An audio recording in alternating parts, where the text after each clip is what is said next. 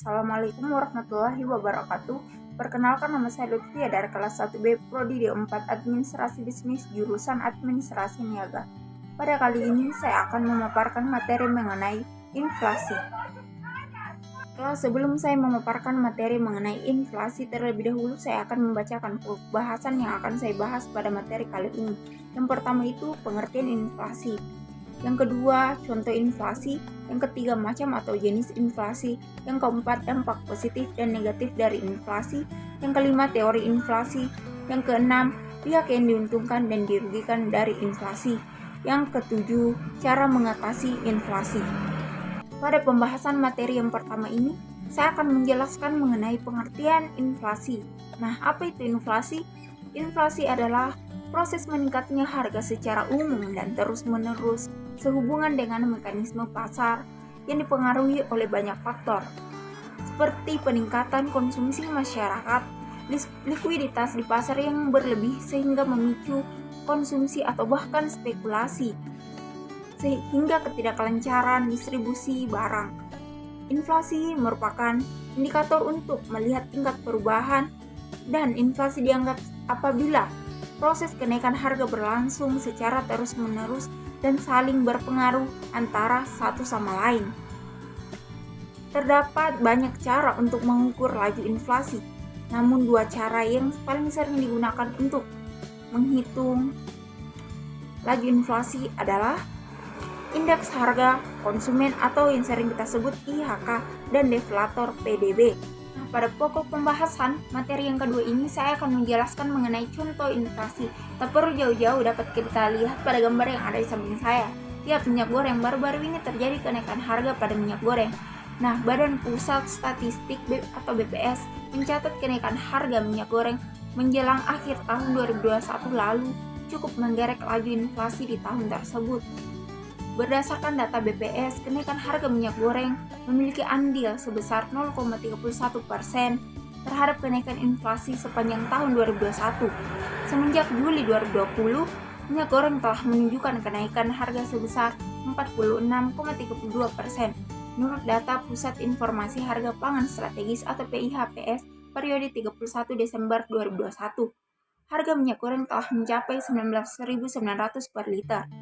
Kenaikan harga CPO saat ini memang berdampak terhadap konsumen, yaitu kenaikan harga minyak goreng sebagai salah satu turunannya, kata Menteri Koordinator Bidang Perekonomian Airlangga Hartarto. Meski begitu, kata Airlangga, kenaikan harga minyak goreng saat ini turut memberi insentif kepada kesejahteraan petani yang terlihat dari kenaikan nilai tukar petani perkebunan. Airlangga bilang, pemerintah terus berupaya mendorong langkah stabilisasi harga guna menurunkan harga beberapa pangan yang mengalami tren kenaikan dalam menjelang akhir tahun. Salah satu langkah yang dilakukan pemerintah bersama dengan produsen minyak goreng dan pengusaha retail yakni melalui program penyediaan 11 juta liter minyak goreng kemasan sederhana seharga 14.000 per liter yang dilakukan melalui skema operasi pasar, khususnya menjelang periode Natal 2021 dan Tahun Baru 2022. Di tengah tren peningkatan harga minyak goreng dan masih tingginya fluktuasi harga aneka cabai, komoditas beras terpantau stabil dalam kisaran Rp11.600 hingga Rp11.800 per kilonya. Hal ini terlihat dari komoditas beras tidak lagi masuk dalam 20 besar komoditas yang dominan menyumbang terhadap inflasi nasional. Sekarang kita beralih pada pokok pembahasan yang ketiga, yaitu macam atau jenis-jenis inflasi. Jenis-jenis inflasi itu sendiri terbagi atas 3. Yang pertama, inflasi menurut sifatnya. Yang kedua, inflasi menurut sebabnya. Dan yang ketiga, inflasi menurut asalnya. Terlebih dahulu, saya akan menjelaskan mengenai inflasi menurut sifatnya. Inflasi menurut sifatnya terbagi lagi menjadi 4 macam. Yang pertama, inflasi ringan atau creeping inflation, yaitu inflasi yang ditandai dengan peningkatan laju inflasi yang rendah. Biasanya inflasi jenis ini kurang dari 10% setahun. Ciri dari inflasi ini adalah kenaikan harga yang relatif lambat dan berlangsung dengan lambat. Yang kedua, inflasi sedang atau galloping inflation. Inflasi ini sedikit lebih tinggi dibandingkan dengan inflasi ringan. Laju inflasi sedang berkisar antara 10-30% per tahun. Jenis inflasi ini ditandai dengan kenaikan harga yang cukup besar dalam waktu yang singkat. Yang ketiga, inflasi berat atau high inflation.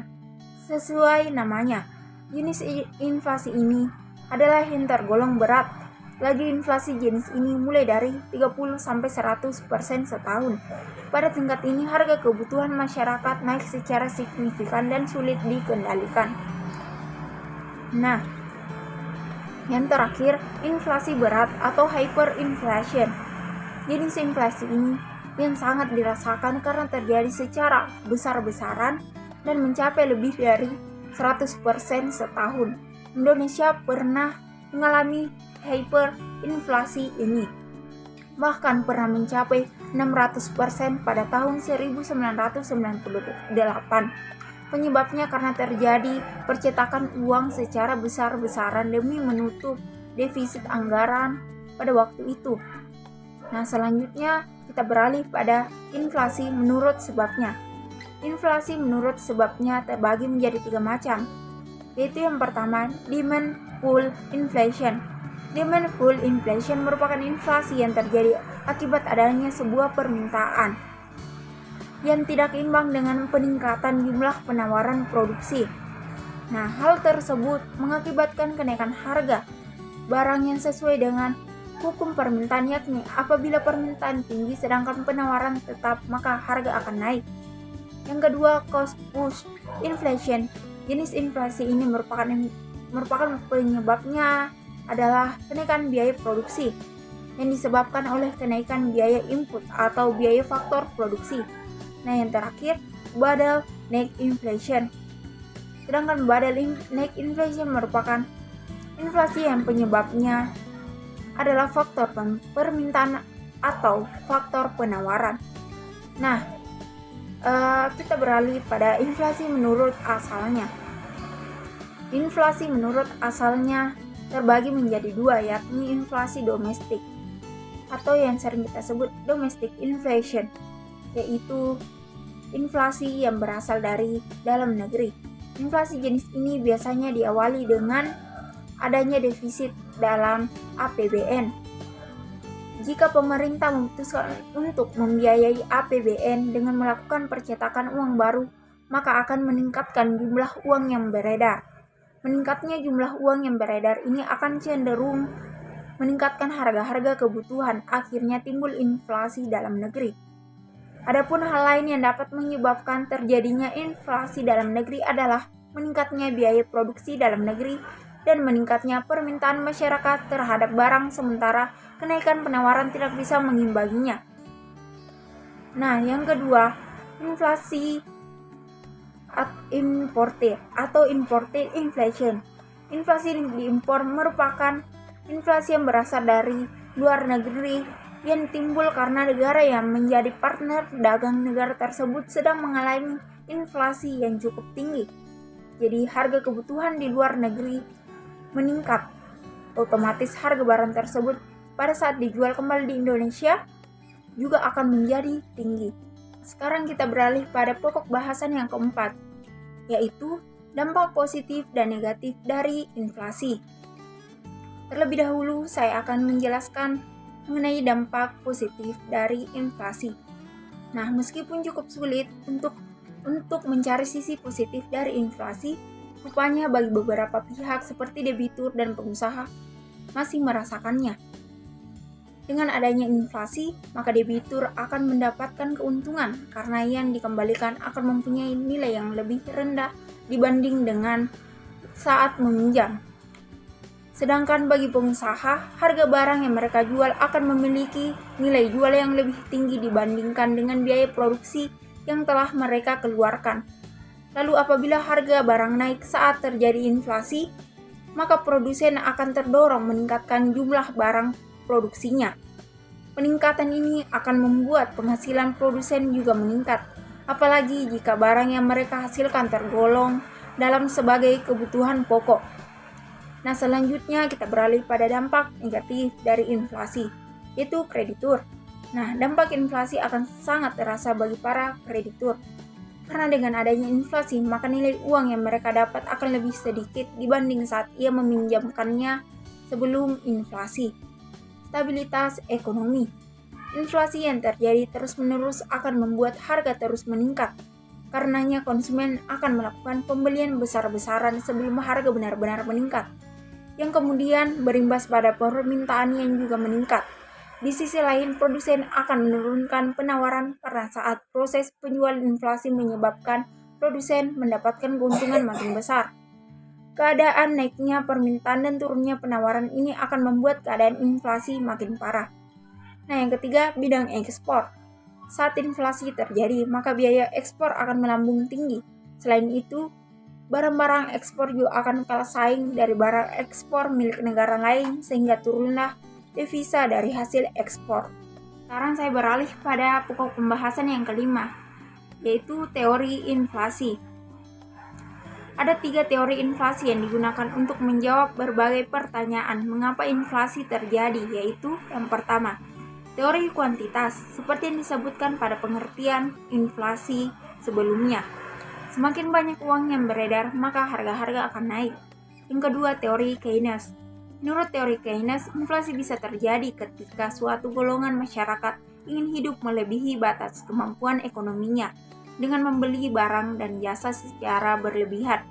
Sesuai hukum ekonomi, semakin banyak permintaan sedangkan penawaran tetap, maka harga-harga akan naik. Yang ketiga, teori struktural. Inflasi juga dapat terjadi ketika produsen tidak bisa mengantisipasi dengan cepat terjadinya kenaikan permintaan akibat pertambahan penduduk. Nah, sekarang saya beralih kepada pembahasan yang keenam, yaitu pihak yang diuntungkan dan dirugikan akibat terjadinya inflasi. Yang pertama, pihak-pihak yang diuntungkan akibat terjadinya inflasi, antara lain itu para pengusaha. Pada saat sebelum terjadinya inflasi telah memiliki persediaan produksi barang yang siap dijual dalam jumlah yang besar. Para pedagang dengan terjadinya inflasi menggunakan kesempatan memainkan harga barang. Para spekulan, yaitu orang-orang atau badan usaha yang mengadakan spekulasi dengan cara menimbun banyak barang sebanyak-banyaknya sebelum terjadinya inflasi dan menjualnya kembali pada saat inflasi terjadi, sehingga terjadinya kenaikan harga sangat menguntungkan mereka. Para peminjam, karena pinjaman telah diambil sebelum harga barang-barang naik, sehingga real lebih tinggi daripada setelah inflasi terjadi. Tetapi peminjam membayar kembali tetap sesuai dengan perjanjian yang dibuat sebelum terjadi inflasi. Nah, pihak-pihak yang dirugikan akibat adanya inflasi yaitu para konsumen, karena harus membayar lebih mahal sedangkan barang yang diperoleh sedikit. Mereka yang berpenghasilan tetap, karena dengan berpenghasilan tetap naiknya barang dan jasa mengakibatkan barang yang dapat dibeli menjadi sedikit, sehingga pendapatan real berkurang, sedangkan kenaikan penghasilan pada saat terjadi inflasi sulit diharapkan. Para pemborong atau kontraktor, karena harus mengeluarkan tambahan biaya untuk menutup pengeluaran yang diakibatkan oleh terjadinya inflasi. Para pemberi pinjaman atau kreditor, karena nilai real dari pinjaman yang diberikan menjadi lebih kecil. Nah, yang terakhir, para penabung, karena pada saat inflasi bunga yang diperoleh pada tabungan lebih kecil dibanding sebelum terjadi inflasi. Nah, sekarang saya berada pada pokok pembahasan yang terakhir, yaitu cara mengatasi inflasi.